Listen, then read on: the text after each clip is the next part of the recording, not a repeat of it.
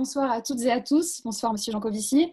On se retrouve donc ce soir pour le troisième épisode de Penser l'après, la série de webinaires qui invite les acteurs du changement dans votre salon.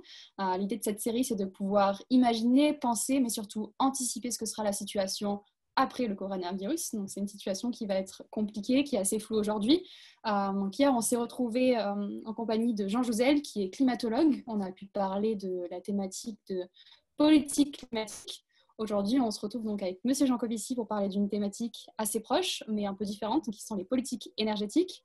Donc on vous connaît assez bien dans le milieu, vous êtes l'un des acteurs les plus impliqués sur la question de transition énergétique et vous soumettez donc régulièrement des propositions allant dans ce sens sur vos réseaux sociaux et notamment par le biais des sociétés et des entreprises dans lesquelles vous travaillez.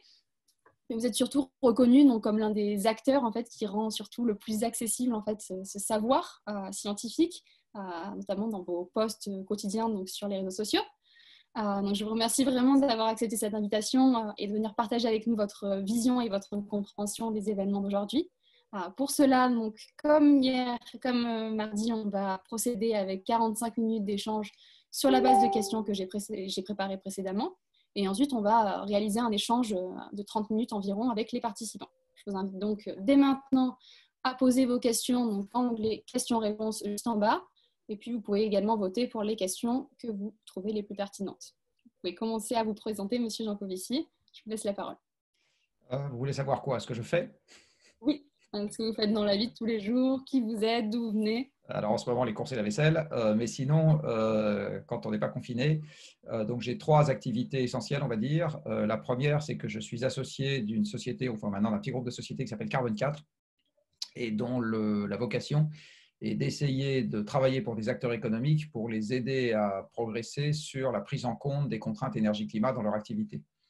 Ma deuxième activité, c'est d'avoir créé il y a maintenant une dizaine d'années une association qui s'appelle The Ship Project, qui est ce que les anglo-saxons appelleraient un think tank, un réservoir à idées, et qui essaye de formuler des propositions sur la bonne manière de décarboner l'économie. Et enfin, j'ai une troisième activité dans laquelle je mets l'enseignement, les conférences, enfin bref, tout ce qui est de la vulgarisation ou de la passation de savoir, où j'ai envie de dire l'élément le plus récurrent, c'est que je suis prof à l'école des mines de Paris, enfin qui s'appelle maintenant Mines Paris Tech.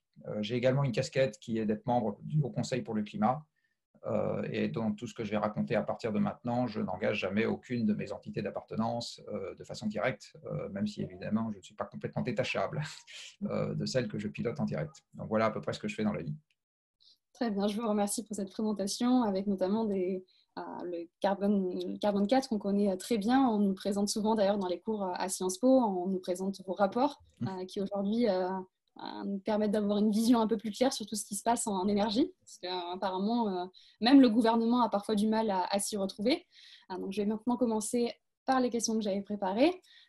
Donc dans l'un de vos posts, vous dites il faut aussi se sortir de l'idée que c'est une crise. Ce n'est pas une crise, c'est une marche d'escalier dans une évolution qui en comportera d'autres. C'est une autre manière de dire que le système n'est pas durable. Est-ce qu'on doit en conclure qu'un retour au système et au modèle concrètement d'avant n'est plus possible? Oui, on doit en conclure ça. Alors, ce qui a fait l'essor de la civilisation industrielle et ce qui a fait la possibilité de faire des études longues, comme par exemple à Sciences Po, de prendre sa retraite, par exemple dans un EHPAD, mais pas que, la possibilité de travailler moins, simplement 35 heures par semaine, la possibilité de vivre en ville où nous n'avons pas d'activité productive directe, ce n'est pas là qu'on fait pousser notre nourriture et ce n'est pas là qu'on trouve les ressources pour fabriquer nos vêtements ou les objets qu'on utilise. Toute cette organisation économique et spatiale de nos activités, on le doit à un élément majeur qui est la hausse de l'approvisionnement énergétique, c'est-à-dire la hausse du parc de machines en fonctionnement. Parce qu'en fait, l'énergie, si on est très synthétique, c'est des croquettes pour machines, c'est-à-dire ce qui permet de mettre en route un parc d'esclaves énergétiques qui travaillent pour nous. Cet accroissement énergétique, malheureusement pour nous, il est basé sur une ressource qui a deux caractéristiques. Elle est épuisable. C'est essentiellement des combustibles fossiles, hein, donc c'est des combustibles qui se sont formés par lente décomposition dans la croûte terrestre ou par lente cuisson dans la croûte terrestre, plus exactement, de restes de vie anciennes qui ont vécu n'importe quand entre il y a 5 millions et il y a 500 millions d'années. Donc ces combustibles sont épuisables. Et par ailleurs, quand on s'en sert, on met le sous-produit de leur utilisation, qui s'appelle du gaz carbonique, dans l'atmosphère, où il n'a pas de processus qui l'en enlève rapidement. Donc, on remplit la baignoire avec du gaz carbonique, et puis le gaz carbonique ne s'en va pas facilement de la baignoire. Il s'en va, mais pas facilement. Le fait qu'on ait bâti toute cette organisation sur des combustibles fossiles, même en France, qui est un pays où on a l'habitude de penser qu'il n'y a que l'énergie nucléaire, en fait, pas du tout. Quand on regarde l'énergie qui alimente les machines dont on se sert tous les jours, les aspirateurs, les voitures, les industries, etc., en fait, les 2/3 de l'énergie qu'on utilise en France proviennent du pétrole. Donc, les 2/3 de l'énergie qui alimente nos machines, c'est du pétrole, enfin des dérivés du pétrole. Donc, les pays du monde et le monde dans son ensemble a prospéré sur l'accroissement de la consommation d'énergie fossile. Et comme ces énergies sont épuisables, il y a malheureusement quelque chose qui dit qu'on ne peut pas avoir un approvisionnement perpétuellement croissant, ni même perpétuellement constant avec ces énergies qui sont épuisables. Ce que nous avons vécu en 1974, alors vous n'étiez pas né, moi à peine, mais en 1974, il y a déjà eu un premier craquement dans le système, qui est que le pétrole, qui augmentait très très vite, s'est mis à augmenter beaucoup moins vite. En 2005, il y a eu un deuxième craquement dans le système, et en fait, en 2018, on était en train de préparer un troisième craquement dans le système, qui est que la production mondiale de pétrole est vraisemblablement passée par un maximum en 2018. Et là, la crise du Covid, en fait, est une crise qui est une régulation involontaire d'un système qui doit se réguler de toute façon, parce que dire qu'un système n'est pas durable, c'est dire qu'il ne va pas durer. Alors après, dire quel est l'événement qui va faire qu'il va s'arrêter de fonctionner comme avant, ça, il faut une grosse boule de cristal pour y arriver. Par contre, ce qu'on peut dire, c'est que quand on a un craquement dans un système qui n'est pas durable, en général, le système ne se reconfigure pas après comme il était avant. Donc, la crise du Covid, elle va notamment avoir un effet sur l'approvisionnement pétrolier qui est très structurant dans le monde qui nous entoure.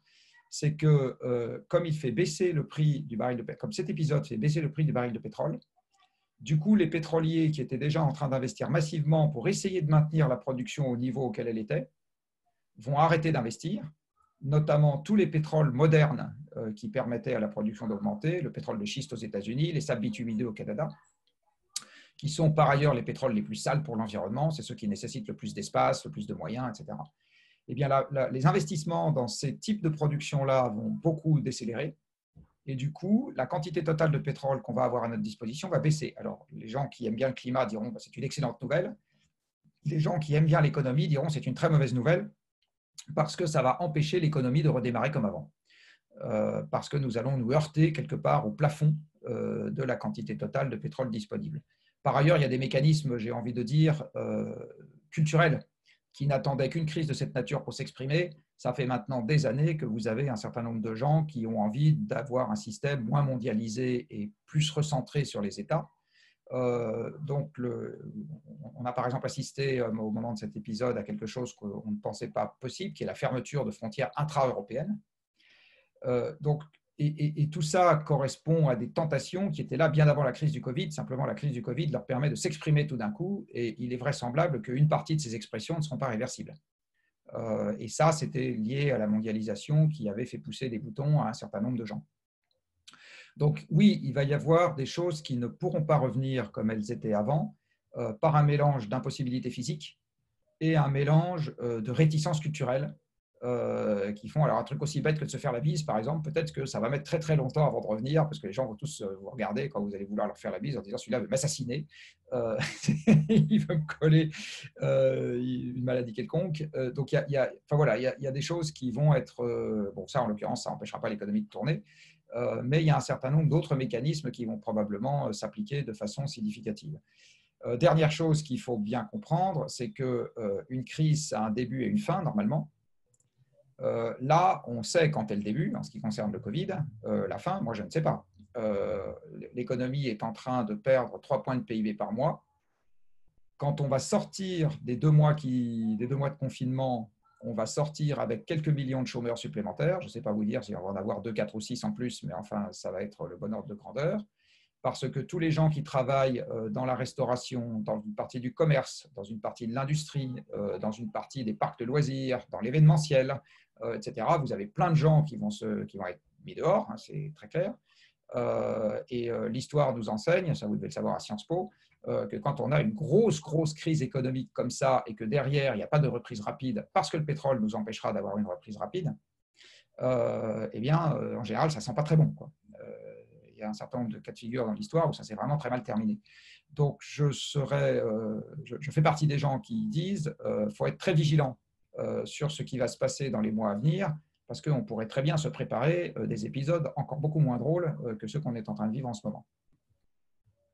Donc, pour rebondir un peu sur ce que vous venez de dire, si je comprends bien, on est passé d'un modèle où on pensait pouvoir étirer un peu à l'infini nos ressources et notre capacité à croître toujours plus, à un modèle qui se retrouve finalement limité par ses ressources physiques en quelque sorte. On redécouvre le fait que les ressources physiques sont limitantes pour l'économie. Malheureusement, c'est quelque chose qui n'a pas été pris en compte au moment où on a théorisé l'économie classique, qui vous sert à avoir de très beaux cours d'économie à Sciences Po. Alors, je vais vous faire une confidence. Quand j'étais jeune, j'ai eu moi aussi des cours d'économie, et il y a une partie de mes cours d'économie auxquels je ne comprenais strictement rien. Et alors, je me disais, c'est que je dois être bête si je ne comprends rien. C'est clairement. Et il y avait aussi des trucs que je n'arrivais pas à comprendre dans la presse. Ouais. Et j'ai mis très très longtemps à comprendre qu'en fait, je ne comprenais rien, tout simplement parce que la théorie était totalement bancale. Donc, on essayait de justifier avec des trucs qui sont de l'ordre de la religion des processus observables dans le monde avec des théories qui ne collent pas du tout. Bon. Et j'ai fini par comprendre que la raison pour laquelle on n'arrive pas à l'expliquer, c'est que la théorie à la base est mauvaise. Alors, qu'est-ce qui est mauvais dans la théorie? C'est que pour faire une fourchette, vous avez assurément besoin d'un banquier sympathique pour faire une usine de fourchettes, enfin pour vous prêter pour faire. Vous avez assurément besoin d'ouvriers pour travailler dans votre usine de fourchettes, mais vous avez aussi besoin de minerais de fer et de charbon, sinon vous ne faites pas l'acier avec lequel vous ne faites pas la fourchette. Bon. Ou ça serait pareil si la fourchette était en plastique, jetable, ce qui est une horreur absolue. On voit bien que pour faire un objet, vous avez besoin d'une ressource. Et même pour faire un service, vous avez besoin d'une ressource. Le webinaire qu'on est en train de faire en ce moment, il a besoin de ressources parce que s'il n'y avait pas les câbles en cuivre et la fibre optique qui permettent au signal d'aller depuis chez moi jusque depuis tous les gens qui nous écoutent, il n'y aurait pas de webinaire.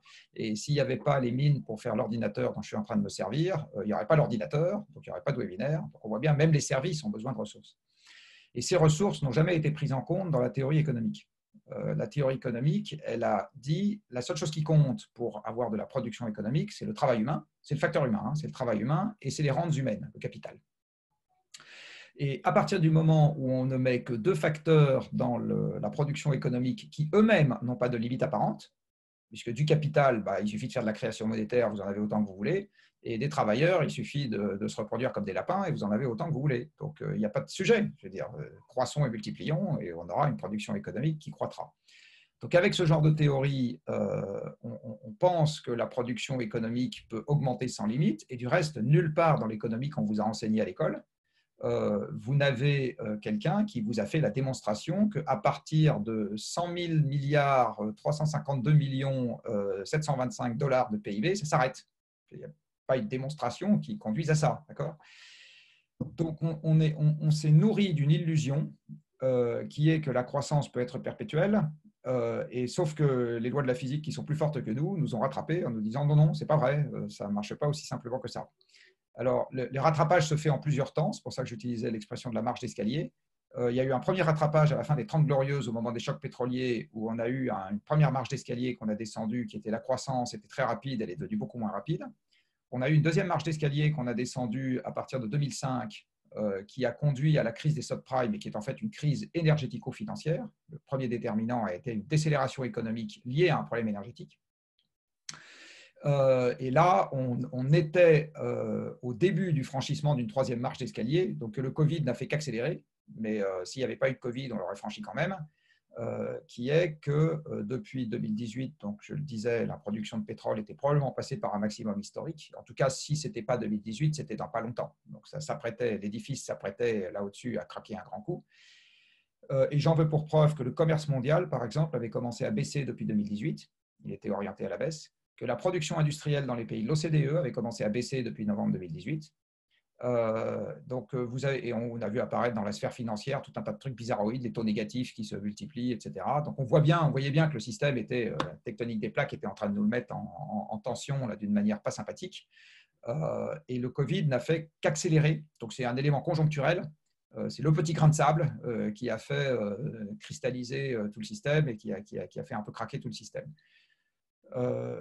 Les économistes, encore une fois, ne voyant pas la question de la ressource, ils se disent demain, c'est pas grave, on va repartir comme hier, donc on va de nouveau repartir de l'avant. Et là, malheureusement, c'est pas ça qui va se passer. Alors, c'est très ennuyeux parce que ça induit dans l'opinion le sentiment d'être trahi et trompé. parce que le discours dominant étant faites-moi confiance, la croissance va revenir, alors que ça ne dépend pas des élus, mais ça dépend de la physique, crée derrière ce sentiment d'injustice qui est on nous a raconté des salades et on nous a dit qu'on allait pouvoir remettre en place le système comme avant, alors que malheureusement, ça n'est pas le cas. Et pour finir là-dessus, je pense que malheureusement, le grand défi qui nous attend pour l'avenir, alors je suis désolé de dire ça à votre génération, parce que c'est aussi celle de mes enfants, mais le grand défi qui nous attend pour l'avenir est celui d'arriver à être heureux dans un monde sans croissance. Ce qui est renversant par rapport aux réflexes culturels que nous avons acquis. Par exemple, dans un monde sans croissance, l'augmentation à l'ancienneté, ça pose problème. Exemple parmi d'autres. On a un beau futur en prévision. Pour rebondir un peu sur un élément que vous avez mentionné précédemment, qui est la baisse du prix du pétrole, puisqu'on sait aujourd'hui que le baril se trouve à peu près autour de 25 $, si je ne me trompe pas, notamment aussi avec le gaz de schiste qui va être encore plus impacté par cette crise. Est-ce que ça va entraîner des chocs au niveau des investissements sur les énergies renouvelables ou est-ce que ça n'aura pas du tout d'impact? Alors, le bas prix du pétrole va avoir plusieurs conséquences.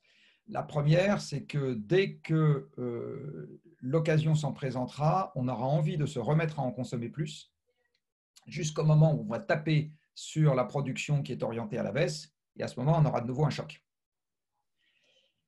À très court terme, ça va un peu dissuader les investissements dans les énergies renouvelables, mais ce qui va surtout dissuader les investissements dans les énergies renouvelables, c'est qu'il ne faut pas oublier que ces investissements sont aidés par des mécanismes de subvention, et que quand on est en situation de disette, les mécanismes de subvention, on a envie de les regarder d'un peu plus près. Surtout qu'un certain nombre de gens comme moi considèrent que les énergies renouvelables qu'on est en train d'aider en ce moment en France ne sont pas les bonnes, qu'il faudrait s'occuper de celles qui substituent de la chaleur et des produits pétroliers et pas celles qui substituent de l'électricité qui est essentiellement nucléaire, donc décarbonée, indépendamment de ce qu'on peut approcher au nucléaire. Alors, ce n'est pas vrai dans d'autres pays, évidemment. Donc, il y a des pays où c'est très utile de faire des énergies renouvelables électriques. Si on en fait en Pologne, c'est une très bonne idée. Mais effectivement, dans ces pays-là, ça va être probablement un peu calmé. Je pense qu'il y a quelque chose qui est encore plus ennuyeux, mais ça ne va pas durer très longtemps, encore une fois. Je pense que dès qu'on voudra faire repartir l'économie à l'identique, le pétrole va se remettre à bondir vers des sommets. Si Le prix du pétrole est devenu très volatile ces derniers temps. Oui. Donc, le bas prix du pétrole peut très bien ne pas durer très longtemps. Si je peux me permettre de vous couper, vous avez mentionné justement des énergies renouvelables qui pourraient se substituer à l'énergie thermique qui est réalisée avec le pétrole. À quelle énergie est-ce que vous pensez? Le solaire thermique, par exemple? Non, alors je pense à la pompe à chaleur qui permet de supprimer le chauffage au fioul et au gaz. Donc, une pompe à chaleur, c'est un frigo inversé. Si vous avez un frigo dans votre cuisine, vous savez qu'à l'intérieur, il fait froid, normalement. Et si vous allez passer votre main derrière le frigo, il fait chaud. Donc, en fait, le frigo est une machine à extraire les calories de l'intérieur du frigo et à les rejeter à l'extérieur dans la pièce. Eh bien, une pompe à chaleur, c'est la même chose. C'est un frigo qui est ouvert sur l'extérieur. Donc, il va extraire les calories de l'extérieur et il les rejette dans votre logement. Et il se trouve que ce processus-là, la physique le permet, utilise beaucoup moins d'énergie que la quantité totale d'énergie transférée. C'est-à-dire que si vous regardez l'énergie qui est transférée depuis l'extérieur vers l'intérieur de chez vous, c'est beaucoup moins d'énergie que l'énergie utilisée pour faire tourner la pompe à chaleur. Donc, il y a un coefficient multiplicateur, alors qui n'est pas de la magie, c'est juste que ça transfère l'énergie d'un côté à l'autre du mur de la maison, qui permet à ce dispositif d'être assez efficace. Et par ailleurs, il fonctionne à l'électricité qui, dans notre pays, est décarbonée. Donc, si vous remplacez, et les pompes à chaleur sont comptées comme énergie renouvelable dans l'inventaire national français. Et il faut savoir que dès à présent, la quantité d'énergie renouvelable, donc de chaleur renouvelable transférée, parce que c'est la chaleur du sol ou de l'air, transférée par les pompes à chaleur, c'est aussi important que l'éolien dans notre pays. Mais ça coûte beaucoup moins cher aux contribuables. Et donc, ça permet de remplacer du chauffage au fioul, qui lui dépend d'importation de pétrole et émet du CO2, et du chauffage au gaz, qui dépend d'importation de gaz et qui émet du CO2. Donc ça, c'est la première énergie renouvelable à laquelle on peut penser. La deuxième, c'est le bois. Alors, le bois peut être utilisé pour des réseaux de chaleur, il peut être utilisé pour de la chaleur industrielle. Dans les pays très boisés, par exemple l'Autriche, a pas mal d'industries qui tournent au bois. La Suède a énormément d'industries qui tournent au bois. Et enfin, vous pouvez utiliser également la biomasse pour faire du biogaz, qui peut être injecté dans le réseau pour les usages du gaz ou qui peut servir pour du machinisme agricole avec des moteurs à gaz ou des camions, par exemple. Et enfin, vous pouvez également faire des agrocarburants mais les agrocarburants, ce n'est pas la manière la plus efficace de se passer de pétrole aujourd'hui. Il vaut beaucoup mieux diminuer la taille des voitures dans un premier temps et rester au pétrole. Ça permettra d'économiser beaucoup plus de pétrole que de garder les mêmes tailles de voitures et de mettre des agrocarburants. C'est mieux de refaire des 2 chevaux. Et enfin, donc voilà l'essentiel des énergies renouvelables auxquelles je pensais quand je pensais à celles qui peuvent substituer des produits pétroliers et gaziers. Je vous remercie. Pour Alors, revenir sur la question… voilà, je reviens à mon pétrole. Donc, la baisse du prix du pétrole a effectivement une incidence sur les énergies renouvelables au sens de ça incite les gens à s'en détourner. Mais comme je le disais, depuis qu'on a passé le pic du pétrole conventionnel dans le monde, c'est-à-dire 2008, le prix du pétrole est devenu extrêmement volatile. Même vous vous en souvenez peut-être. Donc, entre 2005 et 2008, ça a explosé. Après, en 2009, ça s'est cassé la gueule. En 2010 à 2014, ça a re-explosé. Puis en 2015, ça a redescendu, puis etc. Donc, maintenant, le prix du pétrole fait le yo-yo à relativement brève échéance. Ce qui est un problème supplémentaire, parce que si vous vous calez sur le prix du pétrole pour dicter votre politique énergétique, vous avez un signal oscillant qui vous trouble la vue. Et donc, ça ne remplace pas une volonté politique sur le long terme de dire on va faire ça, point. Après, il y a un autre gros problème sur la baisse du prix du pétrole qui est, à mon avis, un problème majeur dont on parle assez peu, c'est que ça va créer un désordre budgétaire très important chez les exportateurs de pétrole. Vous avez énormément de pays dans le monde, enfin énormément, vous avez un certain nombre de pays dans le monde qui sont crucialement dépendants des exportations de pétrole et de gaz, et on en a un pas très loin d'une autre qui s'appelle l'Algérie. En Algérie, une bonne partie de l'économie du pays repose là-dessus. Et c'est grâce à ça que les gens mangent, parce que c'est avec les exportations de pétrole et de gaz qu'ils importent la nourriture qui ne pousse pas chez eux et qu'ils arrivent à nourrir leur population. Si le prix des hydrocarbures reste bas pendant longtemps, surtout si dans le même temps le prix de la nourriture explose, ce qui va être le cas parce qu'une partie des exploitations agricoles vont souffrir à cause du confinement, parce que canicule 2 années de suite et que si ça se trouve, on va encore s'en prendre une cette année, il suffit à ce moment qu'il y ait un effet de ciseau entre des exportations d'hydrocarbures qui sont basses parce que le prix du pétrole est bas et des importations alimentaires qui sont hautes à cause des problèmes que je viens d'évoquer, et vous aurez la réédition de 2011 qui ont été des émeutes de la faim dans le Maghreb et des déstabilisations politiques derrière qui peuvent être significatives. Donc on a cette bombe à retardement, j'ai envie de dire, en Algérie. Vous l'avez également, alors au Venezuela, elle a déjà pété. Ça, voilà.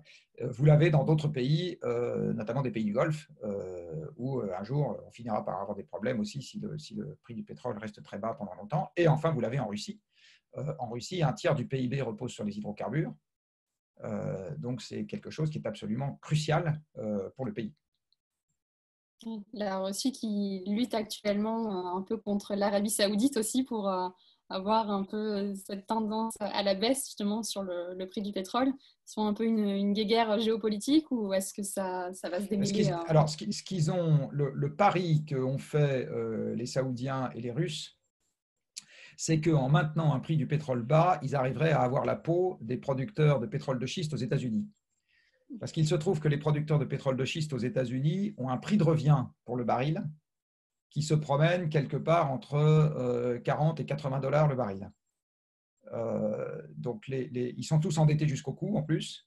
Donc, ils ont non seulement le prix du baril doit être élevé pour qu'ils arrivent à gagner de l'argent en exploitation, mais en plus, ils doivent gagner encore plus d'argent que ça parce qu'il faut qu'ils remboursent la dette avec les intérêts qu'ils avaient contracté pour exploiter le pétrole de schiste à une époque où le pétrole était plus cher qu'aujourd'hui sur le marché, mais ils ne gagnaient pas d'argent quand même. Non. Donc, ce qui se passe, c'est qu'avec un baril à 20 ou 30 dollars, vous vous dites les producteurs de pétrole de schiste font tous faillite, donc ils sortent du marché, et à ce moment, le pétrole retrouve des niveaux de prix élevés, et en plus, je n'ai pas la concurrence de ces gens-là. Voilà, donc c'est ça le pari que les Saoudiens et les Russes ont fait. Les Saoudiens viennent d'être appelés à l'ordre par les Américains, et ils sont quand même dans un système dans lequel chacun tient l'autre par la barbichette. Et les Russes, du coup, ont changé d'avis. Mais alors, c'est une guerre, à mon avis, qu'ils ne pouvaient pas gagner parce qu'aux États-Unis, le pétrole est un enjeu tellement stratégique que je pense que les producteurs de Shell Oil auraient de toute façon été soutenus directement ou indirectement par la puissance publique, au sens de… Et du reste, il y aura un gros producteur de Shell Oil qui vient de passer en chapitre 11, c'est-à-dire l'équivalent du régime des faillites aux États-Unis, et qui a dit, mais il n'y a pas de problème, je continue ma production. Et en fait, c'est exactement ça qui va se passer si le prix du pétrole est trop bas. C'est comme le pétrole est stratégique pour les États-Unis, c'est les banquiers et les actionnaires qui vont s'asseoir sur leurs actions et sur leurs dettes. Ça n'empêchera pas du tout les producteurs de pétrole de continuer à produire si c'est important pour le pays. Donc, on parle de soutien justement de l'État à un mode économique qui n'est plus viable, à un secteur d'activité qui apparemment continue de produire alors qu'il ne se porte pas bien. Aujourd'hui, on a à peu près le même cas qui se pose en France avec le secteur de l'aviation. Est-ce que vous pensez que l'État français va encore porter secours à ce secteur aujourd'hui ou pas? C'est en cours. Hein. C'est en cours. Alors, c'est normal à très court terme pour une raison assez simple. Vous avez la chance de ne pas encore avoir besoin d'avoir un travail pour gagner votre vie, mais il se trouve que ce n'est pas le cas de tout le monde. Ce n'est pas méchant ce que je suis en train de dire. Il se trouve que ce n'est pas le cas de tout le monde et que la première tétanie du gouvernement dans la situation actuelle, ça va être d'essayer de maintenir l'hémorragie au niveau de l'emploi. La meilleure manière de faire en sorte que les gens gardent un emploi ou retrouvent un emploi après la crise, c'est de leur faire faire ce qu'ils savent déjà faire, parce que c'est comme ça que vous les mettez le plus vite possible au travail. Donc, toutes les sociétés qui sont en difficulté aujourd'hui, le premier souci du gouvernement, ça va être de leur permettre de retrouver de l'activité à l'identique, parce que c'est comme ça que vous remettez les gens au travail de manière facile. Si vous dites le transport aérien, j'en ai pas besoin et j'ai besoin de plus de trains, demain matin, vous n'avez pas les voies ferrées pour faire circuler les trains nécessairement, vous n'avez pas nécessairement les trains pour circuler, et quelqu'un qui est personnel navigant sur un avion, alors si vous servez des repas dans un avion, vous n'êtes pas reconvertible en tant que tel dans un train, parce que dans un train, personne ne sert les repas. Éventuellement, enfin voilà, vous comprenez, donc la possibilité de reconvertir à très bref délai des gens qui faisaient un métier pour leur faire autre chose, ce n'est pas toujours extrêmement simple. Et si vous voulez remplacer les travailleurs immigrés qui vont ramasser les cerises avec des gens du secteur aérien, là pour le coup, c'est vraiment compliqué. Ce n'est pas vraiment les mêmes salaires. Donc, ce qui se passe, c'est que le gouvernement a toujours tendance à essayer d'aider les activités telles qu'elles sont configurées. Ce qu'à mon avis, le gouvernement peut faire de mieux, et ce qu'il devrait faire, et ce qu'au Shift Project, on va essayer de formuler, c'est-à-dire qu'on va faire des propositions en ce sens, c'est de demander des contreparties aux gens que vous aidez. Donc le transport aérien, ok, on le sauve à bref délai, parce que l'idée qu'Air France aille au tapis, c'est quelque chose qui est ennuyeux, et puis l'idée que les gens qui y travaillent soient tous privés d'emploi, c'est quelque chose qui est ennuyeux. Mais par contre, au moment où vous leur tendez la bouée de sauvetage, vous leur dites, attention, c'est à telle et telle condition. Alors, les conditions, ça peut être par exemple que vous allez enlever durablement 5 ou 10% des avions du service. C'est très exactement ce qu'a décidé Lufthansa. Lufthansa a décidé de retirer un certain nombre d'Airbus du service, dont les A380, et à mon avis, ils ne vont pas les remettre en service de sitôt. Alors, ça pose un problème de reconversion pour une partie du personnel, mais ce n'est pas comme si vous envoyez la société au tapis. Vous pouvez à cette occasion dire, comme ça faisait longtemps les cocos que je voulais vous imposer une taxe de ceci, une taxe d'aéroport proportionnelle à la longueur du voyage ou d'acheter des avions qui consomment moins, ben là, vous allez signer avec votre sang qu'au moment où vous recevez le chèque, vous allez faire ça. Et vous n'allez pas me promettre que vous ferez ça dans 10 ans, vous allez le faire tout de suite. Donc, c'est ça que le gouvernement pourrait faire. Alors, il ne le fera pas de lui-même, pour une deuxième raison. C'est que quand vous êtes pompier et appelé sur un incendie, vous appliquez les consignes que vous avez répétées 50 fois avant l'incendie. Et pendant l'incendie, vous n'inventez rien. Et donc là, le gouvernement étant totalement pris au dépourvu par une crise qu'il n'a pas vu venir et pour laquelle il n'a pas de plan B, c'est-à-dire qu'à aucun moment dans les cartons de Bercy et dans les cartons du ministère des Transports, on a réfléchi à ce qu'on faisait si Air France avait 90% de ses avions cloués au sol et si derrière, il fallait faire repartir l'activité en enlevant 10 ou 20%. Personne n'a jamais réfléchi à ce problème. Donc, au moment où vous tendez le chèque à Air France, vous ne pouvez pas lui dire voilà les contreparties qu'on demande, parce que personne n'y a réfléchi. Et dans le feu de l'action, en ce moment, je pense que le Premier ministre dort 3 heures par nuit, donc c'est évident qu'il n'a pas le temps de réfléchir à ce qu'il peut demander comme contrepartie. Voilà. Donc, comme nous sommes de bons citoyens au Shift Project, on va réfléchir pour lui. Donc, on va essayer d'en fournir quelques-unes. Mais il faut bien voir que toute la difficulté de la situation qu'on va vivre à partir de maintenant, c'est que, pour reprendre une petite formule que j'ai déjà utilisée, ce n'est pas dans l'urgence que vous faites le plan d'urgence. Donc, si vous n'y avez pas pensé avant, vous êtes coincé. Et justement, sur ces contreparties, j'ai pu lire que la ministre de la Transition écologique et environnementale a justement proposé pour Air France, qui est en quelque sorte ses contreparties. Elle a été assez vague. Est-ce que vous pourriez nous donner un peu des précisions sur, par exemple, une mesure qui pourrait être mise en place? Alors moi, je ne suis pas dans sa cervelle, hein, donc je ne sais pas mais je vous dis, c'est normal qu'elle soit vague, puisque personne n'y a réfléchi. On en revient à la question tout à l'heure sur la croissance. Comme on était dans un déni de décroissance, si je peux dire, c'est-à-dire au sens d'où on se dit c'est pas possible, donc on va juste pas y réfléchir, eh bien strictement rien n'est prêt pour l'éventualité où ça se produit. C'est aussi bête que ça, quoi. Bon. Je vais prendre un autre exemple. Il arrive que dans notre pays, des gens perdent une jambe. Voilà, c'est pas drôle. Vous n'avez pas envie d'en perdre une, moi non plus, mais de temps en temps, ça arrive. Alors, comme c'est déjà arrivé, la société est organisée pour ça. Donc, il y a des fabricants de prothèses, de fauteuils roulants, etc. C'est pas drôle, mais au moins, on a une solution de repli. Là, on a zéro solution de repli parce que c'est tellement pas drôle que personne n'y a pensé. Donc, on ne sait même pas quoi faire. Alors, quelques idées de contrepartie pour Air France. Je ne vais pas vous dévoiler ce qu'on va sortir au Chiffre Project dans 15 jours, donc je vais vous donner des exemples. Le gouvernement pourrait dire je vous aide, je vous sauve, mais je vous préviens que demain matin, on met une taxe d'aéroport qui est proportionnelle à la longueur du trajet pour tous les gens qui embarquent ou débarquent. Puisqu'on ne peut pas faire de taxation sur le carburant aérien parce qu'il faudrait un accord mondial patate et chiffon, là, on peut très bien, en ce qui concerne les aéroports qui sont chez nous, mettre en place une taxe. Et à partir du moment où les gens volent loin, on les taxe beaucoup. Et ça, du coup, ça freine le transport aérien. On pourrait très bien dire, vous avez l'obligation, messieurs d'Air France, puisque l'ouverture du ferroviaire la concurrence va être décidée l'année prochaine, eh bien, on vous supprime tous les vols intérieurs. Par contre, on vous autorise à faire rouler des trains sur les lignes sur lesquelles vous aviez des avions. Donc, vous n'avez qu'à faire quelques trains sur Paris-Marseille, quelques trains sur Paris-Toulouse, etc. Et on supprime toutes les lignes intérieures qui n'ont pas lieu d'être, parce qu'on peut très bien le faire en train. Voilà deux exemples. Et comme de toute façon, vous allez vous prendre moins 10 ou moins 15 ou moins 20% d'activité pour les 2 ans qui viennent, qu'on décide de supprimer ces trucs-là, ça ne va pas vous priver d'activité de toute façon, parce que l'activité, vous allez en avoir moins dans tous les cas de figure. Donc voilà deux exemples. On pourrait réfléchir à d'autres. Et du reste, on va sortir notre liste de courses dans pas très longtemps au Chiffre Project. Mais c'est évident que c'est des contreparties qui ne sont pas nécessairement très agréables à entendre. Par contre, faire repartir Air France à l'identique dans le contexte pétrolier que j'ai évoqué tout à l'heure n'offre qu'une seule garantie, c'est que vous préparez la prochaine crise. Ça n'offre pas du tout la garantie que Air France va se mettre à revivre comme avant pendant les 20 ans qui viennent. Ça vous offre juste la garantie que dans les 10 ans qui viennent, voire les 5 ans qui viennent, vous reprenez un gros pet sur le casque. C'est absolument évident. Très bien, je vous remercie. On va maintenant partir sur un secteur sur lequel vous vous exprimez souvent, qui est le nucléaire. Aujourd'hui, EDF prévoit une baisse qui est assez significative de sa production nucléaire en 2020. Est-ce qu'on peut déjà prévoir les répercussions de cette baisse de production? Alors, ça dépend si la question est une question technique ou une question économique. Si la question est technique, les réacteurs fonctionnent un peu moins, puis voilà, ils fonctionnent un peu moins. C'est pas, je veux dire, ça ne pose pas de problème technique particulier, ça ne change pas la sûreté, etc. Par contre, tous les électriciens, et pas que EDF, à partir du moment où ils ont des revenus qui sont proportionnels à leur production, vont souffrir.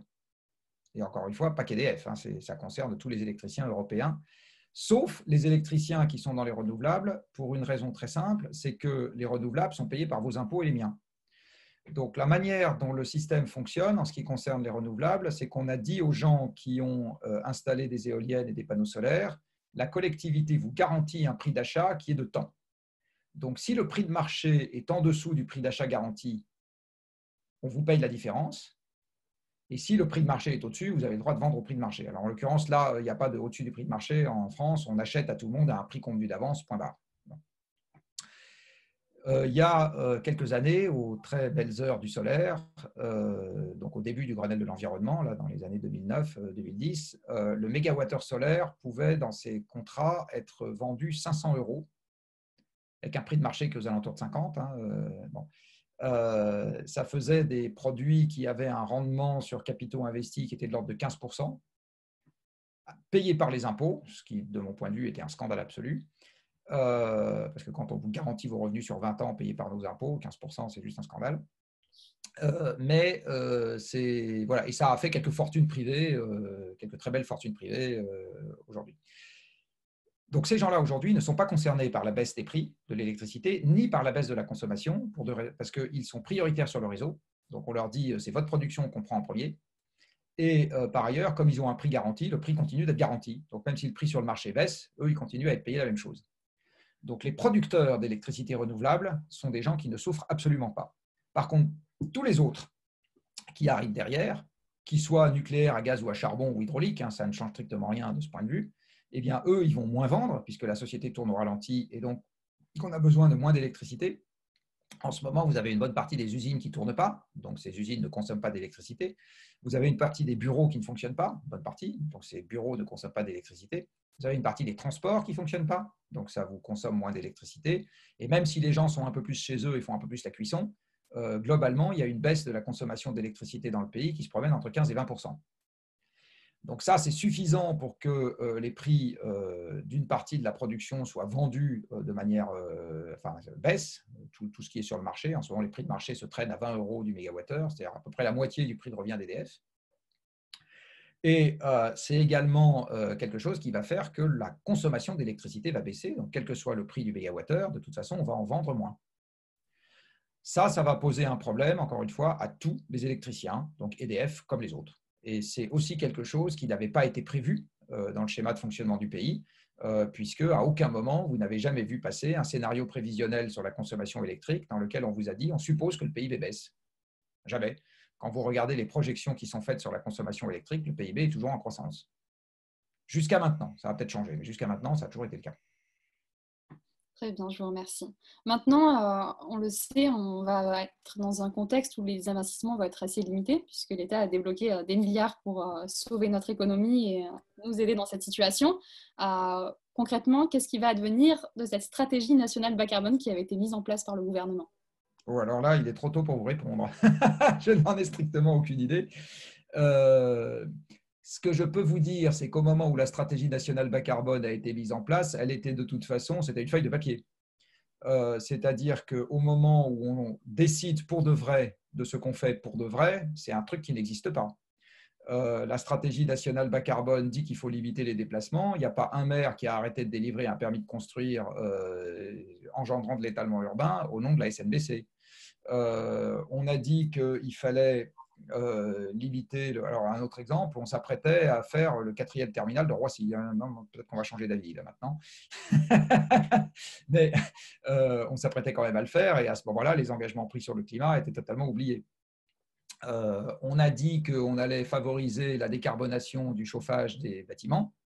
En attendant, au moment où on a fait les diagnostics de performance énergétique, on s'est débrouillé pour pénaliser l'électricité en faveur du gaz, de telle sorte qu'une bonne partie des enfin pas une bonne partie, mais une partie des rénovations qui étaient faites dans le logement social consistait justement à passer de l'électricité au gaz, donc à augmenter les émissions de CO2 avec des subventions publiques pour gagner 2 classes de diagnostic de performance énergétique. Voilà, puis je pourrais... Et à chaque fois qu'on avait l'occasion d'installer en France, avec Invest in France, une nouvelle industrie qui consommait du gaz, du charbon, et on était ravis de le faire. Donc la SNBC aujourd'hui, c'est des mots. Et du reste, il y a une très bonne manière de ne rien faire, c'est de se fixer des objectifs pour 2050 et surtout pas pour l'année prochaine. Bon, et en général, c'est ça qu'on a fait. Et dans ces objectifs, est-ce que vous pensez que les banques publiques d'investissement, par exemple, ou les banques centrales, elles vont jouer un rôle après cette crise? Alors, les banques centrales ont une règle absolue jusqu'à maintenant qui est celle de la neutralité de l'utilisation de l'argent. Dit autrement, il ne peut pas y avoir une utilisation sectorielle préférentielle de l'argent qu'elles fournissent. C'est quelque chose qu'elles se sont interdit. C'est la raison pour laquelle, à chaque fois qu'on a poussé la BCE à dire faites donc un plan de relance vert, la BCE a toujours dit moi je veux bien créer de la monnaie, mais il n'y a pas de raison que ce soit vert, ce n'est pas dans mes statuts que ce soit vert plutôt que brun, plutôt que jaune, rouge ou violet. Donc la BCE a toujours refusé de faire ça. Il n'empêche que quand la BCE fait de la création monétaire, ça peut très bien être ensuite utilisé pour alimenter ensuite les États et les banques qui elles-mêmes peuvent avoir l'obligation de financer des choses qui sont vertes. Donc, on pourrait très bien dire… alors, il y a 2 manières de faire ça. On peut obliger les banques ou on peut obliger les emprunteurs. Si demain matin, on dit à tous les propriétaires, à partir de maintenant, vous avez l'obligation de faire la rénovation thermique de votre logement, ce n'est pas un truc qu'on vous demande, si c'est rentable, pas rentable, c'est pas quoi, c'est obligatoire. Bon, les gens vont le faire.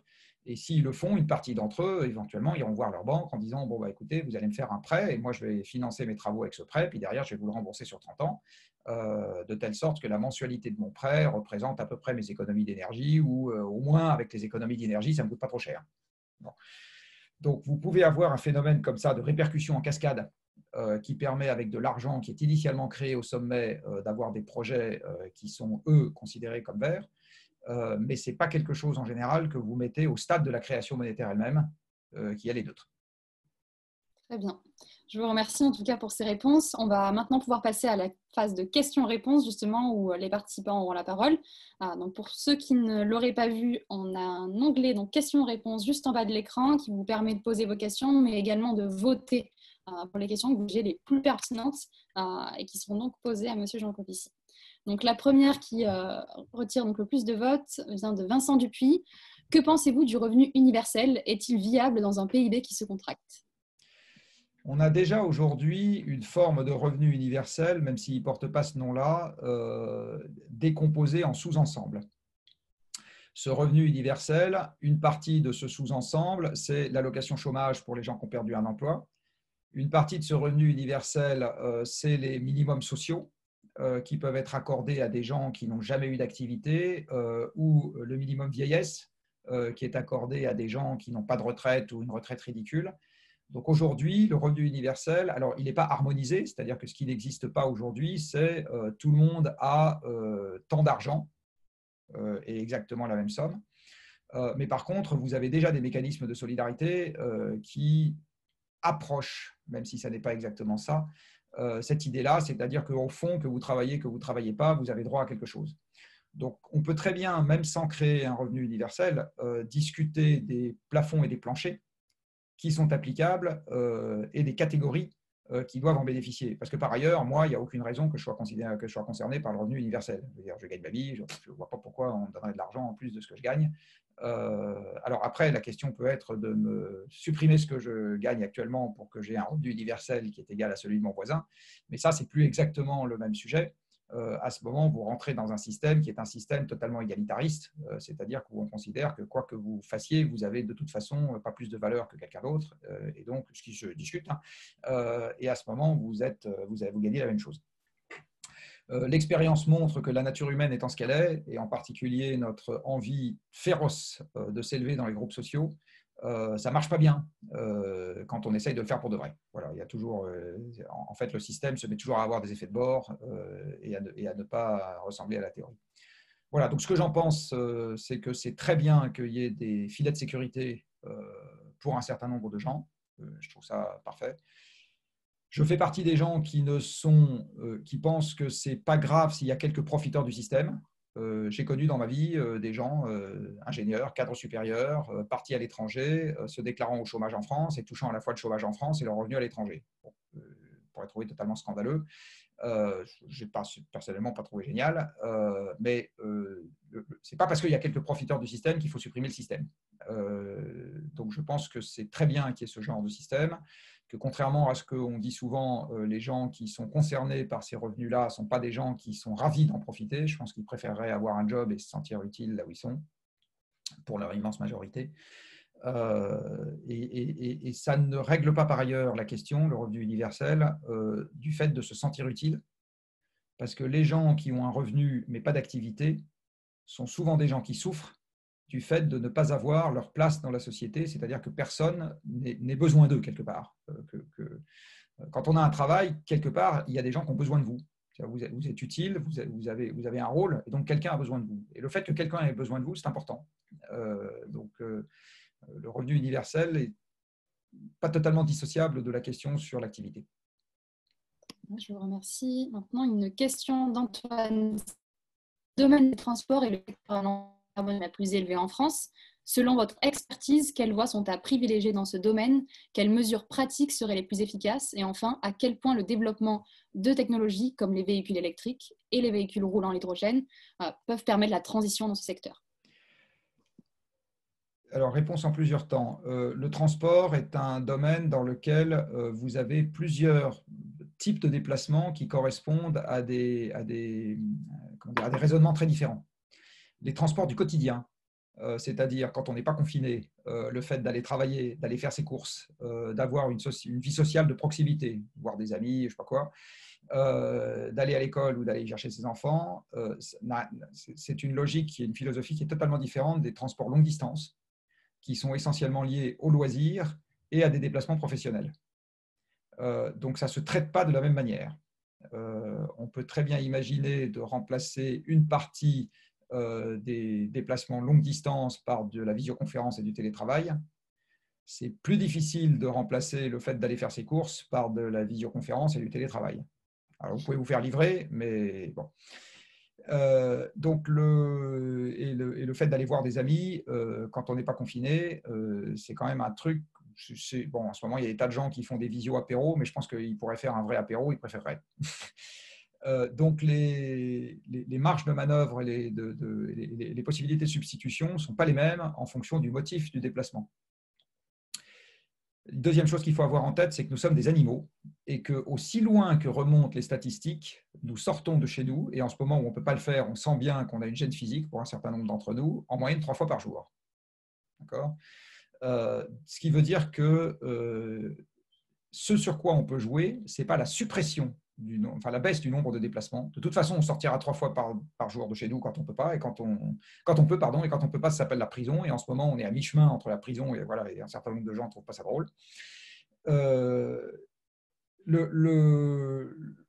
Donc, ce sur quoi on peut jouer, c'est la portée du déplacement et le mode technique avec lequel on se déplace. Alors, si on veut décarboner les transports, on peut donc jouer sur l'énergie qu'on utilise pour propulser le véhicule qu'on utilise. Donc, à ce moment, on reste avec le même type de véhicule, mais on change son énergie. Donc, on garde une voiture et on la fait passer à l'électricité, à supposer que l'électricité soit décarbonée. Donc, en France, ça marche, mais en Pologne, ça marche moyen. En Pologne, une voiture électrique émet à peu près autant de CO2 et de particules fines à cause de la centrale à charbon qu'une voiture à pétrole de même masse et même puissance. Donc la voiture électrique, ça ne marche que si vous avez par ailleurs décarboné votre électricité, ce qui renvoie à un autre problème qui est est-ce qu'on va y arriver assez vite. Vous pouvez après baisser la quantité d'énergie nécessaire pour se déplacer. Par exemple, vous pouvez passer d'une voiture à un vélo à assistance électrique. À ce moment, vous utilisez beaucoup moins d'énergie parce qu'une vieille règle de physique vous dit que l'énergie pour se déplacer est proportionnelle à la masse. Vous vous rappelez, E égale un demi de mv2. Et donc, si vous prenez un engin qui a une masse beaucoup plus faible, vous allez avoir besoin d'une énergie beaucoup plus faible pour le déplacer. Et du reste, une batterie de vélo à assistance électrique, c'est quelques centaines de watts. Une batterie de voiture électrique, c'est quelques dizaines de kilowatts. D'accord ? Donc, c'est des centaines de fois plus. Enfin, c'est une centaine de fois plus, on va dire. Donc, la deuxième chose qu'on peut faire, c'est changer de type de véhicule. Et une autre manière de changer de type de véhicule, c'est d'être plusieurs dans un véhicule où on était tout seul, ou de prendre des véhicules où on est par construction plusieurs, des bus, des trains, etc. Alors, il faut jouer sur l'ensemble de ces modes pour arriver à trouver un optimum, sachant que l'optimum correspond économiquement au plus faible investissement que vous pouvez faire pour économiser une tonne de CO2. C'est ça l'optimum économique. Et ça dépend de la situation de départ, ça dépend, etc. Si vous êtes en milieu rural, jamais on va vous mettre un RER devant chaque porte. Donc à ce moment, la voiture électrique peut être une bonne idée, le vélo à assistance électrique peut être une bonne idée et le covoiturage peut être une bonne idée. Le bus, si on commence à être suffisamment nombreux, peut être une bonne idée. Si vous êtes en interurbain, le train contre l'avion peut être une bonne idée. Si vous êtes en banlieue d'une grande ville, la mutualisation des déplacements, le vélo et éventuellement même du mode lourd peut être une bonne idée. Donc ça dépend vraiment, c'est contextuel. On a fait au Shift un rapport sur la mobilité périurbaine il y a quelques mois que j'invite les gens à aller lire et qui justement explique la combinatoire qu'on peut utiliser pour essayer de progresser sur ce terrain-là. Voilà, mais c'est un terrain compliqué. Je vous remercie. Maintenant, une question d'Eva Saores. Quelle est la place des villes dans le monde d'après? Est-ce qu'on doit privilégier un étalement ou une densification de nos territoires? Alors, il faut surtout privilégier les petites villes. Lutèce faisait, je crois, une dizaine de milliers de feux. À l'époque, on appelait ça des feux. Donc Lutèce, l'ancien Paris. Hein, voilà. Le Paris de la Renaissance faisait, je crois, moins de 100 000 habitants. Donc à l'époque, la ville était petite. Pourquoi est-ce que la ville était petite? Parce que la première chose que vous avez besoin de faire chaque jour, c'est de manger. Et en ville, on ne fait pas pousser les aliments qu'on consomme. Et pour pouvoir nourrir une ville, vous êtes donc tributaire du disque qui entoure la ville, et plus exactement du surplus agricole dégagé par le disque qui entoure la ville, et où vous pouvez transporter les denrées avant qu'elles ne s'abîment. Alors, à l'époque où on transporte les denrées avec des charrettes à bœufs à pied et éventuellement des carrioles à cheval, on va dire qu'avant que la denrée s'abîme, allez, il se passe 48 heures, 72 heures.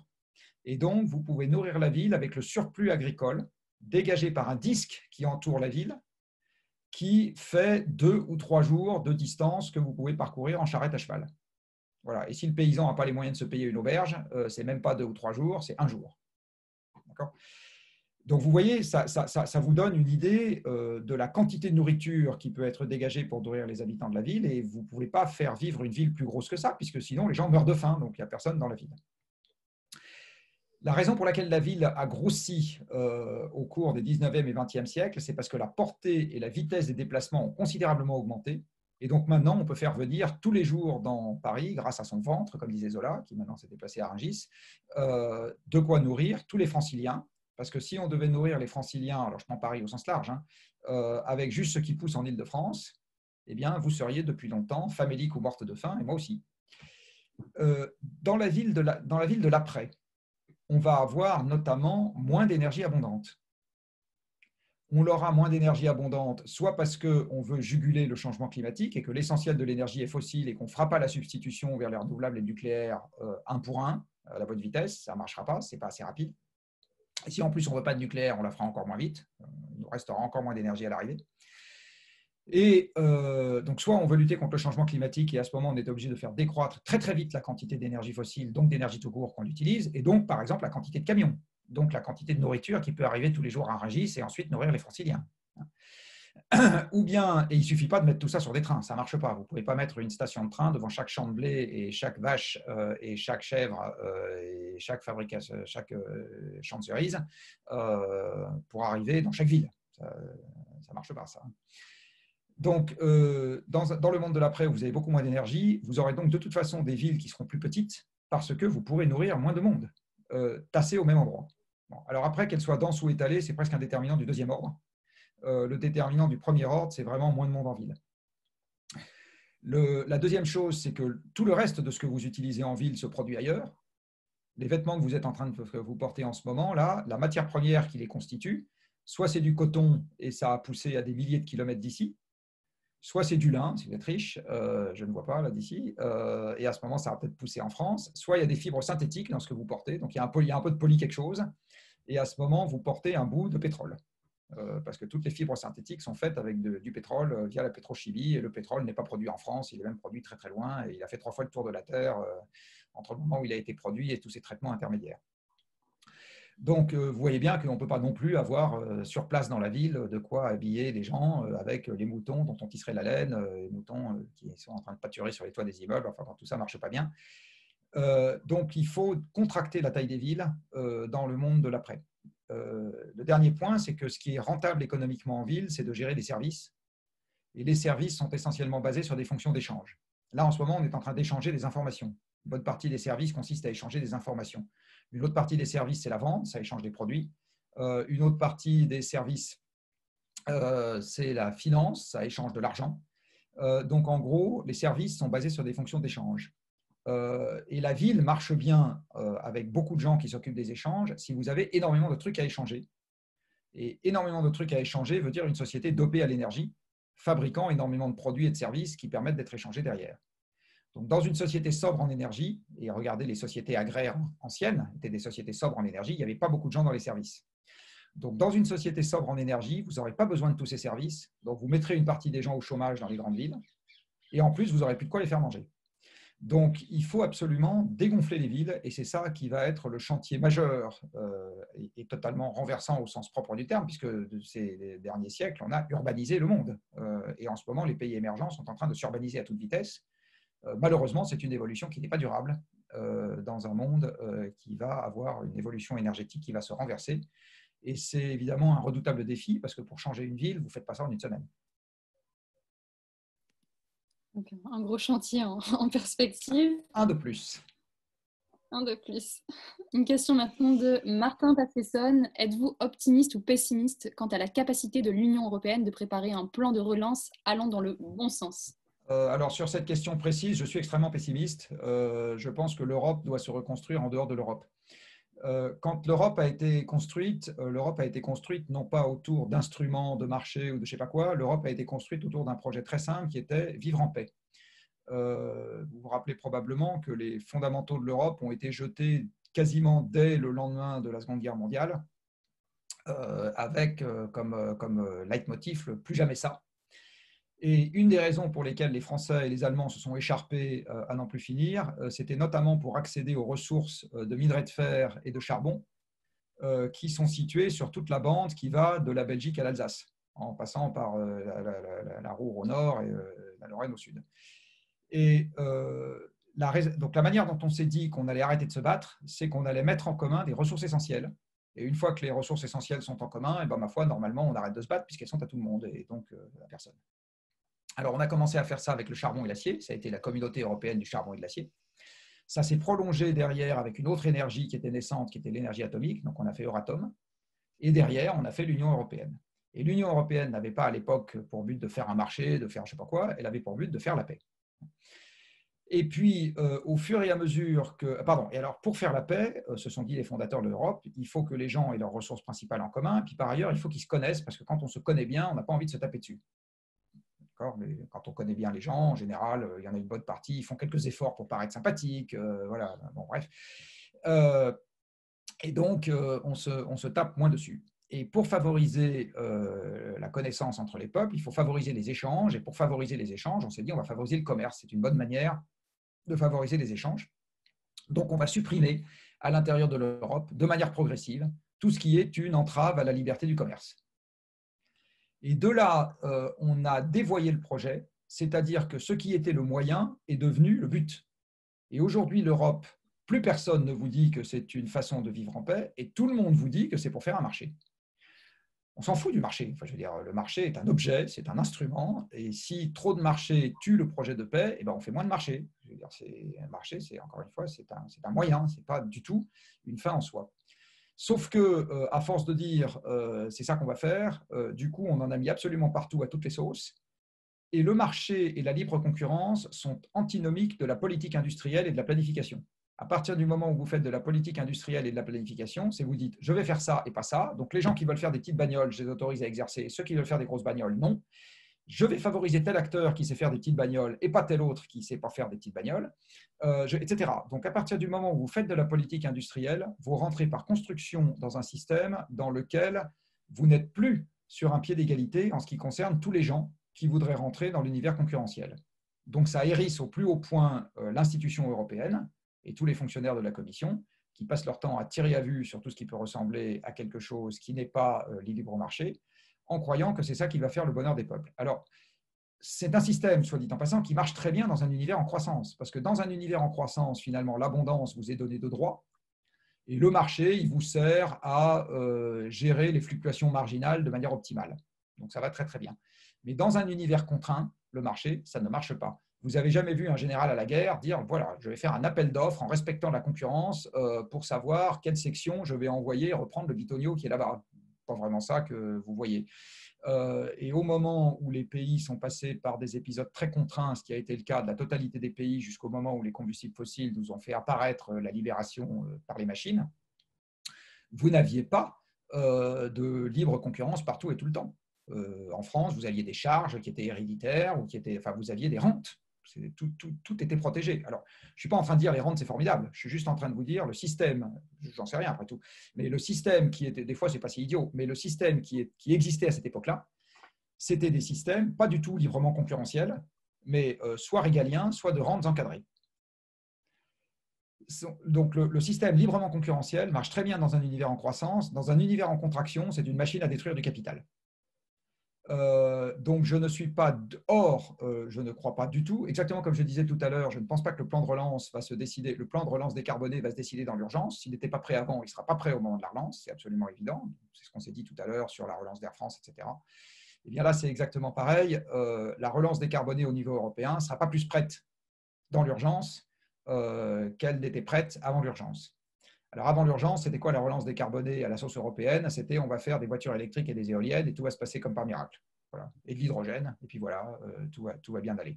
Ce n'est pas la peine de s'occuper de la taille des villes, comme je viens de l'évoquer. Ce n'est pas la peine de s'occuper de la structure de notre production agricole. Ce n'est pas la peine de s'occuper de brider les moyens de déplacement des gens. Tout ça, c'est inutile. On va faire des voitures électriques et à hydrogène et des avions à hydrogène. Et voilà, et tout le problème va être réglé. Alors, le seul petit inconvénient, c'est que tous ces moyens très hautement technologiques sont très consommateurs en capitaux et donc ils sont totalement inenvisageables dans un monde en contraction. Vous n'aurez juste jamais les moyens de déployer ce genre de truc. Jamais.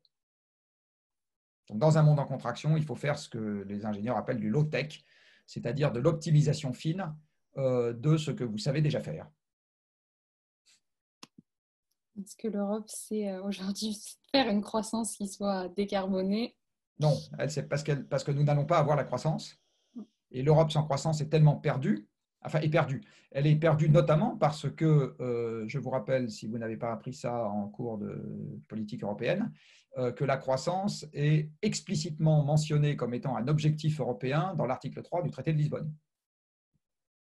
Donc la croissance est un objectif européen. Je crois que c'est une des rares constitutions au monde dans lesquelles on dit la croissance est un objectif du pays. On n'a pas ça dans la Constitution française, par exemple. On va maintenant passer à une question d'Elias Lutti. Emmanuel Macron a annoncé une relocalisation de l'industrie de l'agriculture en France. Cela ne risque pas d'avoir pour effet d'augmenter les gaz à effet de serre? C'est une question. Surtout que la relocalisation est nationale et non pas européenne. Alors, la réponse est si, mais ce n'est pas nécessairement une mauvaise affaire.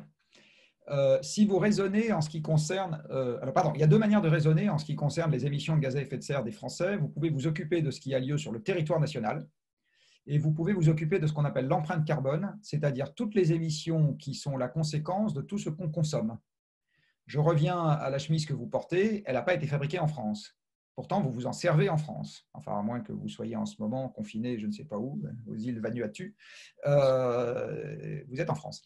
Donc, les émissions qui sont la contrepartie de votre chemise, vous en profitez. Par contre, elles ne sont pas dans l'inventaire national. Elles ne sont pas dans l'inventaire des émissions de gaz à effet de serre en France. Si je décide de rapatrier en France l'usine qui fait votre chemise, je vais évidemment augmenter les émissions françaises, puisque ces émissions qui avant avaient lieu au Bangladesh ou en Thaïlande vont maintenant avoir lieu en France. Mais si l'usine qui fait votre chemise en France est plus efficace que l'usine de Thaïlande ou du Bangladesh, parce que par exemple, elle utilise de l'électricité décarbonée, parce que je me débrouille, parce que j'ai demandé à mes ingénieurs de faire des processus qui sont plus efficaces que ceux que j'avais avant, etc., eh bien, je peux à la fois avoir augmenté les émissions françaises et globalement fait une bonne affaire sur votre empreinte carbone. Donc, le fait qu'on relocalise des activités en France peut très bien être une bonne affaire pour le climat, tout étant effectivement, facialement, une très mauvaise affaire pour les émissions domestiques. Or, il se trouve que dans le cadre des accords internationaux, les pays stipulent pour eux-mêmes. Donc, le seul engagement qu'ils ont, c'est sur leurs émissions domestiques. Donc, le fait de relocaliser des activités va effectivement venir heurter les engagements que nous avons pris sur la neutralité carbone en France, qui est un engagement qu'on aurait mieux fait de prendre sur l'empreinte carbone. Alors évidemment, il était beaucoup plus challengeant si on l'avait pris sur l'empreinte carbone. Par contre, là, pour le coup, on aurait pu joindre l'utile à l'agréable, c'est-à-dire que la relocalisation en France d'un certain nombre d'activités aurait été de pair avec une baisse possible de l'empreinte carbone. Sur les métaux qu'on utilise, par exemple l'aluminium qu'on utilise, pour faire de l'aluminium, il faut utiliser énormément d'électricité. Entre une fonderie d'aluminium utilisée en Australie et une fonderie d'aluminium utilisée en France, vous avez quasiment une baisse d'un facteur 10 sur les émissions par tonne. Donc là, voilà typiquement une relocalisation industrielle dans laquelle on gagne des émissions au niveau global. Maintenant, une question de Noah Fléchel. Vous avez participé à la Convention citoyenne pour le climat. Pensez-vous que cela peut vraiment donner un élan au gouvernement pour lancer la transition carbone? Je n'ai pas la réponse. Alors moi, je n'ai pas été membre de la Convention citoyenne pour le climat. J'ai simplement été auditionné, comme on dit un jour. Mais si vous regardez la vidéo de l'audition, vous verrez que j'ai dû parler un quart d'heure parce qu'on était 4 sur le plateau. Et bon, moi, j'ai dû avoir trois questions. Est-ce que Macron va écouter la Convention citoyenne pour le climat? Je n'en sais strictement rien. Ce que je sais, c'est que au moment où cette convention a été lancée, on était par beau temps, la mer était calme, quelques petites vaguelettes, et Macron s'est dit, voilà, je vais lancer cet OVNI, m'engager à écouter ce qu'il me raconte. Alors au début, il s'était engagé à en faire un projet de loi, après je crois qu'il s'était seulement engagé à écouter ce qu'il racontait, mais enfin bon, bref, peu importe. Et comme tous les gens qui occupent ce genre de poste, un virtuose de la politique, eh bien, il s'est dit, je vais lancer ce truc-là et je trouverai bien le moment venu, le moyen de le retourner à mon avantage.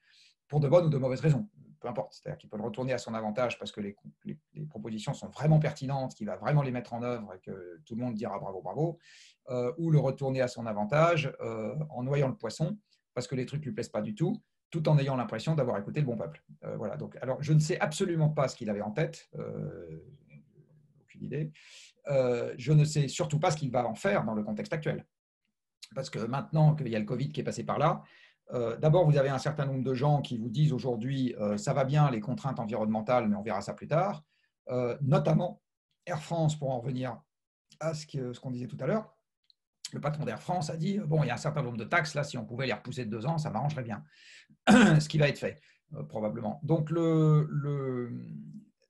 donc, ce qui va sortir de la Convention citoyenne pour le climat dans le contexte actuel et au moment où ça sortira, parce que ça ne va probablement pas sortir avant septembre, je n'ai pas la moindre idée de ce que Macron en fera. Tout ce que je peux vous dire, c'est que j'ai noté dans le dernier discours qu'il a fait qu'il a parlé de sobriété carbone et de planification, avec une virgule entre les deux, du reste, c'est dommage, il aurait mieux fait de ne pas mettre de virgule entre les deux. Je n'ai pas la moindre idée de ce à quoi ça correspond. Parce qu'on peut tout imaginer. On peut imaginer qu'il a été frappé par la grâce et qu'il a tout compris. Ça me paraît peu probable, mais on peut l'imaginer. On peut imaginer qu'un de ses conseillers lui a dit « Vous devriez en parler, voilà, regardez ce que ça donne comme réaction, lancez-moi donc ce ballon d'essai. À mon avis, c'est ça qu'il fait. » Voilà. Et donc, il se dit je vais voir si un certain nombre de gens me disent « Ah, c'est vachement bien ce que tu as dit, là, c'est très bien, très bonne idée, faisons ça. » Et si effectivement, il y a un nombre croissant de gens qui lui disent ça, à ce moment, il passera à l'étape 2, qui est de commencer à faire travailler des gens sur la question ou à ouvrir ses oreilles pour des gens qui ont déjà travaillé sur la question et qui ont des trucs concrets à proposer. Dont éventuellement les gens de la Convention citoyenne pour le climat. Pour ce que j'ai vu de leurs propositions, la Convention citoyenne pour le climat, ça reste des orientations générales. Par exemple, quand ils disent qu'il faut augmenter fortement la rénovation des bâtiments et la rendre obligatoire, c'est une bonne idée. Donc moi, je suis pour que ce soit obligatoire, mais on n'est pas encore allé jusqu'au bout du raisonnement. Si on rend la rénovation obligatoire, vous avez 30 millions de logements en France. Si on veut les rénover sur 30 ans, ça fait 1 million par an. Alors au début, ça sera moins, après, ça sera plus. Compte tenu du nombre de personnes qu'il faut pour rénover un logement, ça veut dire en gros faire rentrer 200 ou 300 000 personnes dans l'artisanat du bâtiment. Donc ça veut dire que vous, au lieu de vous dire allez à Sciences Po parce que c'est vachement bien, on vous dit devenez plombier parce que c'est vachement bien. Voilà, c'est ça que ça veut dire en pratique. D'accord ? Ça veut dire que vos instituteurs vous disent ça quand vous êtes gamin. Bon. Donc il y a encore un peu de chemin à parcourir pour qu'on y arrive. Non pas que plombier ce soit un métier honteux, mais c'est juste qu'aujourd'hui ce n'est pas du tout le discours de l'éducation nationale.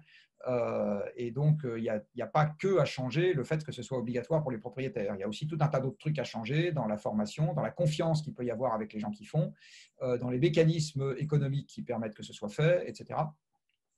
Et donc quand la Convention citoyenne dit il faut le rendre obligatoire, c'est pas fini comme proposition. Hein. Et enfin, dernier point, si vous ne le faites pas, qu'est-ce que vous risquez ? Est-ce que vous risquez l'interdiction de vendre votre logement ? Est-ce que vous risquez une multiplication par 4 des impôts fonciers ? Enfin, qu'est-ce que vous risquez ? Bon. Donc, il faut finir de décliner cette proposition. Donc, la seule chose qui est intéressante, enfin, la chose qui est intéressante dans cette convention, c'est qu'elle émane du terrain. Donc ça, c'est très intéressant. Ça montre qu'une fois que les gens ont pris un grand coup sur la cafetière, parce que c'est ce qui leur est arrivé au début, en découvrant l'ampleur du problème, ils sont capables d'avoir des propositions beaucoup plus disruptives que ceux qu'on serait capable d'accepter en temps normal. L'épisode actuel, soit dit en passant, nous montre qu'on est capable d'avoir des comportements très disruptifs très vite, à partir du moment où il y a une volonté nationale qu'il en soit ainsi. Alors moi, je regrette que ce soit pour les vieux dont je fais partie et pas pour les jeunes, mais après, c'est un autre débat. puisque je pense qu'on met un peu les priorités à l'envers, mais ça montre que quand on veut, on peut, quoi, je veux dire. Bon, donc, la Convention nationale dans cette affaire, la Convention citoyenne, pardon, elle a cet avantage d'enfoncer le clou dans un certain nombre de directions où il y avait déjà des gens qui avaient dit que ça serait intéressant de le faire, ne va pas, et c'est normal, on ne peut pas lui demander ça en 7 week-ends jusqu'au bout du chemin de la totalité des propositions qui sont faites. Et pour finir, je ne sais pas quelle place ça jouera dans ce que Macron fera dans 6 mois. Et on peut imaginer n'importe quoi entre il prend une personne de cette convention pour la nommer ministre jusqu'à il s'assied dessus. Voilà, je n'en ai strictement aucune idée. Je vous remercie. Maintenant, une question de Livio Valentin qui rejoint un peu cette idée de passer à une vision plus sur le terrain. Vous et d'autres pensant l'après, tels que Gaël Giraud ou Arthur Keller, peuvent-ils avoir un poids dans les élections de 2022 au vu de l'écho que les théories collapsologues ont en France? Une offre politique, entre parenthèses, apartisane, vous paraît-elle capable d'émerger et de participer à ces élections? Je ne crois pas qu'il existe une offre politique apartisane parce qu'à partir du moment où vous créez une offre, vous êtes partisan. Vous êtes partisan de votre offre. Alors, c'est un vieux débat, hein, la question des partis. Déjà, c'est un truc qui a empoisonné De Gaulle. Et un certain nombre de républiques. Donc, je ne crois pas qu'on fasse un truc apartisan. Du reste, De Gaulle a fini par faire son parti. Je crois que nous pouvons. Donc, ce qu'on peut imaginer, c'est qu'il y ait un parti des gens qui veulent qu'on structure la vie socio-économique du pays autour d'un objectif qui soit sociétal et non pas économique. Dit autrement, qu'on renverse la hiérarchie entre l'économie et la société. Et si, en ayant bien compris ce que ça veut dire, pour faire société d'une autre manière, on est prêt à consommer moins et à ce que l'économie se contracte, et si c'est bien ça qu'on a compris et on sait comment s'organiser en pareil cas, et ça nous va bien, ça devient quelque chose qui est une proposition politique qui peut très bien, enfin je veux dire, c'est possible de gouverner un pays dans lequel les gens sont d'accord avec les contreparties, c'est pas un vrai problème. Ça fait longtemps que je pense que la vraie rupture dans le monde politique doit se faire entre ceux qui croient au monde fini et ceux qui n'y croient pas. Mais là, je pense qu'on commence à y être. Donc moi, ça faisait 10 ou 15 ans que je disais ça, mais comme tous les vieux schnocks, je radote. Mais maintenant, là, je pense qu'on y arrive. Et que c'est vraiment le début de... Ça va se cristalliser d'autant plus après l'épisode qu'on est en train de vivre. Ne serait-ce que parce que la contraction, on va la connaître pendant un moment, hein, donc ça ne va pas s'en aller dans 2 mois. Gaël Giraud, je ne sais pas s'il se rêve en personnage politique, je ne crois pas. Les collapsologues avec cette étiquette, je ne crois pas non plus. Je ne pense pas que Pablo Servigne ait envie de devenir ministre. Personnellement, ça ne m'intéresse pas. Je ne crois pas être utile dans ce genre de poste. Et de toute façon, c'est une vision présidentielle, ce dont on est en train de parler. Ce n'est pas une vision ministérielle. Un ministre, vous savez, s'occupe de petites choses. Hein, comme le disait le latin. Donc, la question, c'est est-ce qu'on peut voir émerger une offre politique portée par quelqu'un de crédible, avec un peu de stature, qui soit orientée autour d'une vision de la société dans laquelle on ne donne pas la primauté à l'économie et qui ait la capacité de comprendre, d'expliciter et de faire accepter toutes les contreparties qui vont avec, et tout ça pour 2022. La réponse, c'est que si on ne s'y met pas maintenant, il n'y a aucune chance, que maintenant, c'est déjà bien tard, et que très honnêtement, je ne sais pas trop où sont les gens qui pourraient correspondre à ce portrait robot. Il y a quelques personnes qui essayent de se positionner un peu sur ce genre de terrain, mais ça suppose un certain nombre de prérequis. Alors, dans les prérequis que ça suppose, le premier, c'est de ne pas se mettre en porte-à-faux avec les faits. Or, dans le monde politique que nous avons aujourd'hui, issu de 2 siècles de croissance, tout le monde pense, avec peu d'exceptions, que la technique, que le politique s'impose à la technique. Dit autrement, le politique a décidé qu'on ferait une autoroute, l'autoroute est faisable. Le politique a décidé qu'on construirait une maison, la maison est constructible. Le politique a décidé qu'on irait sur la Lune, on va sur la Lune. Et donc, le technicien, il n'est pas là pour dire « Monsieur le politique, le monde est fini, je ne peux pas faire ça ». Il est là pour dire « Oui, monsieur, oui, madame », et quand on vous demande quelque chose, de le faire. Alors, il se trouve que depuis les premiers chocs pétroliers, c'est devenu un peu moins facile de raisonner comme ça. Et depuis le 2e choc pétrolier, c'est-à-dire 2005-2008, c'est devenu carrément impossible. C'est-à-dire qu'il y a plein de ministres qui voudraient faire revenir la croissance, faire ceci, faire cela, et puis en dessous, ça ne marche pas, quoi. Voilà. Donc, ou bien les gens deviennent neurasthéniques ou ils s'en vont. Et le fait de retrouver une forme de confiance avec la technostructure et avec la compétence technique est un prérequis absolument indispensable à ce qu'un tel projet de société fonctionne. Et dans les temps anciens, quand la société était très contrainte, le roi, c'est-à-dire le despote de l'époque, qui était, parce que vous n'aviez que des despotes pour gérer des sociétés contraintes, hein, les seules entorses à l'affaire, la démocratie athénienne et romaine, ce n'étaient pas des vraies démocraties, ça concernait une poignée de citoyens assis sur des armées d'esclaves. Donc on ne peut pas dire que ce soit vraiment un système démocratique large.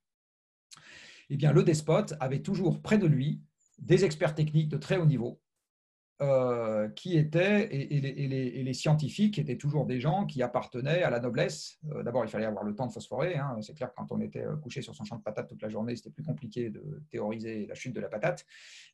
Mais le roi s'entourait à l'époque des meilleurs experts et des meilleures compétences techniques de son temps.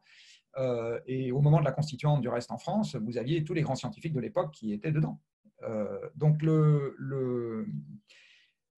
je ne crois pas à la faisabilité d'un tel programme dans un monde dans lequel le lien de confiance entre l'expertise technique et le politique continue à être aussi délité qu'il l'est aujourd'hui. Je crois que ça ne marche pas dans un monde dans lequel vous n'êtes pas capable de faire la pédagogie du problème, ce qui renvoie au problème précédent. Il m'a bien fait rigoler Macron avec son conseil scientifique sur le Covid, là, parce que la première chose qu'il aurait dû faire après avoir reçu Greta Thunberg, c'était exactement la même chose sur les problèmes d'énergie et de climat. Premier truc qu'il aurait dû faire. Bon, on attend toujours. Hein. Donc, ça suppose d'être capable de faire la pédagogie du problème. Ma toute très petite, modeste expérience, c'est que quand on explique aux gens pourquoi on a un vrai problème et que ça ne va pas nécessairement être simple, vous ne faites pas toujours sortir à grands coups de pied dans le derrière et les gens acceptent de discuter du partage de l'effort. Le meilleur moyen pour que les gens n'acceptent pas de discuter du partage de l'effort, c'est qu'ils aient l'impression qu'on leur raconte des carabistouilles. Voilà. Donc, ça ne marche pas si on n'est pas capable de faire la pédagogie du problème. Ça ne marche pas si on ne retrouve pas le lien le lien de confiance avec l'expertise technique et la technostructure. Ça ne marche pas si on n'a pas pensé longtemps à l'avance tout un tas de trucs sur lesquels aujourd'hui le capital intellectuel, s'il en semble vide. Et pour reprendre un exemple que j'ai longuement développé dans mon Facebook Live d'hier, toute la question de comment on fait fonctionner une société en décroissance aujourd'hui est totalement vierge dans le domaine économique. Dans une société en décroissance, par exemple, si on est toujours aussi nombreux à votre mort qu'au moment où vous commencez à travailler, eh bien, non seulement vous ne gagnerez pas de plus en plus d'argent à mesure que vous vieillirez, mais vous en gagnerez de moins en moins. Comment je gère ça? D'accord? Il n'y a pas un économiste aujourd'hui qui s'est penché sur la question. Est-ce que ça va vous rendre misérable, malheureuse, etc. Ou est-ce que, enfin, voilà, il n'y a pas une personne qui s'est penchée sur la question. Donc, 2 ans pour se pencher sur cette question, ce n'est pas beaucoup. Même quelqu'un comme Gaël, que j'adore, je ne crois pas qu'il ait travaillé pratiquement cette question-là. Voilà, donc beaucoup de choses. Et si je veux commencer à faire dégonfler les villes, comment je fais en pratique? Comment est-ce que je crée de l'activité là où il n'y en a pas? Enfin, voilà. Donc, c'est un ensemble très, très compliqué. Aujourd'hui, les collapsologues, pour finir de répondre à la question, n'ont pas, à ma connaissance, l'envie de travailler sur les côtés pratiques de l'affaire, pour autant que je le sache. Je ne leur pose pas la question tous les jours, mais je ne crois pas. Il y en a un qui avait un peu envie de travailler sur le côté pratique de la question, qu'il a fait pour lui-même, mais qui a un peu rangé des voitures maintenant, c'est Yves Cochet. Voilà, il s'est mis une maison en Bretagne avec des panneaux solaires, 2 hectares, des chevaux, je ne sais pas quoi. Donc lui, il a travaillé le truc de manière un peu pratique. Mais mais pour lui-même, il n'a pas réfléchi à l'organisation pratique de la société en pareil cas. Mais je pense que c'est un truc qui le grattait un peu quand même. Sur la fin de sa carrière, là, on sentait que c'était un truc qui le grattait. Mais ils sont rares, les gens qui sont comme ça. Il y en a en pratique pas beaucoup. Je vous remercie. Enfin, j'avais une dernière question. On a pu parler de pas mal de thématiques. Est-ce que vous auriez justement une lecture, un documentaire ou un podcast à nous conseiller pour aller un peu plus loin? Alors, ça dépend ce que vous appelez à aller un peu plus loin. S'il s'agit de comprendre le problème à traiter, donc à la fois le problème de l'interaction entre le fonctionnement actuel de la société et l'énergie, Et la question du changement climatique, qui est ma deuxième spécialité, j'ai envie de dire, après l'énergie. Donc, je connais mal la question de la biodiversité. Enfin, elle m'intéresse, mais je veux dire, je ne me qualifie pas du tout d'expert. Je connais un peu la question des ressources minérales, les ressources métalliques, etc., qui sont aussi nécessaires au fonctionnement de notre activité. Mais j'en suis pas un grand expert. Mais sur les deux sujets que je viens d'évoquer, donc énergie et changement climatique, ce que je peux proposer de mieux pour la population étudiante qui nous écoute, c'est les vidéos de mon cours aux mines, qui sont librement accessibles sur Internet. Et les supports sont accessibles. En général, il faut aller dans les commentaires juste en dessous de la vidéo sur YouTube et il y a un endroit où on peut la télécharger. Vous avez des versions condensées de ce cours sous forme de diverses conférences à droite et à gauche, dont une que j'ai faite à Sciences Po à la rentrée, à la dernière rentrée, là, en septembre dernier. J'ai fait une conférence inaugurale. En matière de livres, vous avez peu de livres qui sont très synthétiques là-dessus. Et j'ai envie de dire, alors je suis désolé de plaider à nouveau pour ma paroisse, si je vais quand même vous en sortir quelques autres que les miens. Sur l'imbrication du fonctionnement de la société et de l'énergie, les quelques livres que j'ai écrits seul ou en collaboration avec d'autres auteurs peuvent constituer des bonnes bases. À partir du plus récent, le dernier, c'est Dormez tranquille jusqu'en 2100. L'avant-dernier, c'était Transition énergétique pour tous. Celui d'encore avant s'appelle C'est maintenant. Le sous-titre était 3 ans pour sauver le monde et c'était écrit en 2009, donc on ne l'a pas sauvé. Donc on va commencer à souffrir un peu. Et puis, encore avant, on avait écrit avec Alain Grandjean Le plein s'il vous plaît, dans lequel on avait déjà commencé à décortiquer un certain nombre de mécanismes. Donc bon, il vaut mieux les lire dans l'ordre dans lequel je viens d'évoquer, parce que comme ça, on part du plus récent. Il y a un livre absolument remarquable sur le pétrole qui s'appelle Or Noir, de Mathieu Ozano, qui par ailleurs est le directeur du Shift, qui est une somme qui fait 600 pages, qui est un livre qui devrait beaucoup intéresser les étudiants de Sciences Po, parce que c'est toute la géopolitique revisitée par le pétrole. C'est absolument passionnant. C'est toute la construction des États-Unis revisitée par le pétrole. Donc c'est un livre qui, du point de vue historique, par rapport à ce que j'ai pu écrire moi, offre une perspective qui se lit comme un roman, enfin, qui est vraiment très, très agréable à lire. Après, vous avez tout un tas d'ouvrages plus techniques, donc qui sont peut-être moins intéressants dans un premier temps. Vous avez quelques vidéos de vulgarisation sur YouTube qui ne sont pas inintéressantes. Il y a un homme qui s'appelle Le Réveilleur qui fait des vidéos de vulgarisation. Vous avez un site qui s'appelle Connaissance des énergies, qui est pas mal, qui fait de la vulgarisation aussi. Alors, le mien commence à dater, donc je ne vais pas vous le recommander vraiment. Moi, maintenant, je fais, puisque les choses récentes que je fais, c'est plus des articles, des chroniques, des points de vue et des trucs comme ça. Donc là, effectivement, vous avez sur mon site perso toute ma production des mois écoulés. Et puis, bien évidemment, vous avez après tout un tas de gens qui font des réflexions ou des notes de synthèse, au chapitre desquelles vous avez Carbone 4, qui fournit des analyses de temps en temps avec des angles qui sont un peu techniques, donc c'est très orienté business, ou bien le Shift Project qui fournit des choses qui sont plus sociétales, voilà, qui peuvent être intéressantes également. Je vous remercie. Je pense qu'on a de quoi. Ah si, pardon, dans les podcasts humeur, vous pouvez utiliser aussi, écouter Présage, qui est le podcast d'Alexia Soyeux. Voilà, qui a un très bon podcast et qui a un angle plus psychologique, donc très complémentaire aussi de ce que je viens d'évoquer. Très bien, je vous remercie en tout cas. Je pense qu'on va pouvoir clôturer ce 3e épisode. J'espère en tout cas qu'il aura permis aux participants de mieux appréhender la situation actuelle et surtout l'impact d'un point de vue énergétique. Je vous remercie, Monsieur Jancovici, d'avoir bien voulu participer et d'avoir contribué à penser le monde d'après. On va pouvoir se retrouver la semaine prochaine avec d'autres intervenants que je vais dévoiler tout au long du week-end.